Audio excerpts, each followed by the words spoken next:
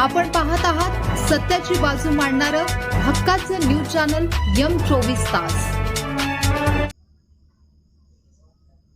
कडक उन्हाळ्यात वीज वितरणाचा मनमानी कारभार, कुरळ परिसरात शेतीचा पुरवठा विस्कळीत, शेतकरी आक्रमक। सध्या संपूर्ण राज्यात कडक उन्हाळा जाणवत असून अशा तीव्र उन्हात महावितरणच्या गलथान कारभारामुळे शेतकरी कमालीचा संतप्त झाला आहे। शासनाच्या नियमानुसार शेतीसाठी मिळणारा 8 तासांचा वीज पुरवठा अचानक कपात करून 6 तासांवर आणण्यात आला आहे। सलग न मिळता अर्ध्या तासाला वीज खंडित होत असल्याने शेतकऱ्यांमध्ये तीव्र संतापाची लाट उसळली आहे। या विजेच्या लपंडावामुळे ऐन उन्हाळ्यात पिकांना पाणी कसे द्यायचे असा गंभीर प्रश्न शेतकऱ्यांसमोर उभा ठाकला आहे। सध्या कुरळ पाणी परिसरात ऊस लागवडीची लगबग सुरू आहे। लागवडीसाठी शेतात मजुरांची आणि पाण्यासाठी विजेची अत्यंत गरज असते। वास्तविक पाहता उन्हाचा कडाका पाहता शेतकऱ्यांना सकाळच्या सत्रात वीज मिळणे अपेक्षित आहे। मात्र महावितरणकडून कधी दुपारी 11 तर कधी 12 वाजता वीज दिली जात आहे। यामुळे सकाळपासून शेतकरी आणि शेतमजूर विजेची वाट पाहत ताटकळत बसून राहतात।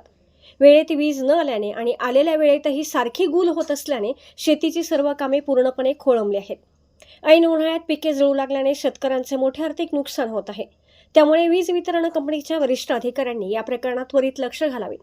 विजेच्या वेळेत बदल करून ती सकाळच्या सत्रात द्यावी आणि वीज पुरवठा पूर्ववत 8 तास करावा अशी आग्रही मागणी कुरळ परिसरातील समस्त शेतकऱ्यांमधून केली जात आहे। शेतकऱ्यांची सध्या सर्वच स्तरातून पिळवणूक सुरू आहे। मिळणाऱ्या 6 तासातही वारंवार वीज खंडित केली जाते। शेतात सकाळपासून ऊस बियाणे सरीवर अंथरून ठेवले होते। दुपारी 11:30 वाजता लाईट आली आणि अवघ्या 5 मिनिटात गुल झाली। अशा परिस्थितीत शेतकऱ्यांनी कामे कशी करायची? महावितरणने 6 तासांच्या काळात जितका वेळ वीज खंडित होईल तेवढा वेळ पुढे वाढवून दिलाच पाहिजे, अन्यथा शेतकरी आपल्या भाषेत हिसका दाखवतील। सध्या घराघरांमध्ये स्मार्ट मीटर बसवून वीज कर्मचारी आणि अधिकारी निवांत झाले आहेत। लाईट आली काय किंवा गेली काय त्यांना शेतकऱ्यांच्या त्रासाशी काहीच देणे घेणे उरलेले नाही। यापुढे जर कुरळ परिसरात वीज पुरवठा सुरळीत झाला नाही तर सर्व शेतकरी एकत्र येऊन कुरळ महावितरण कार्यालयाला ठाळे ठोकतील असे कुरळ येथील प्रगतशील शेतकरी व्ही टी पाटील यांनी इशारा दिला आहे। ब्युरो रिपोर्ट M24 तास न्यूज सांगली।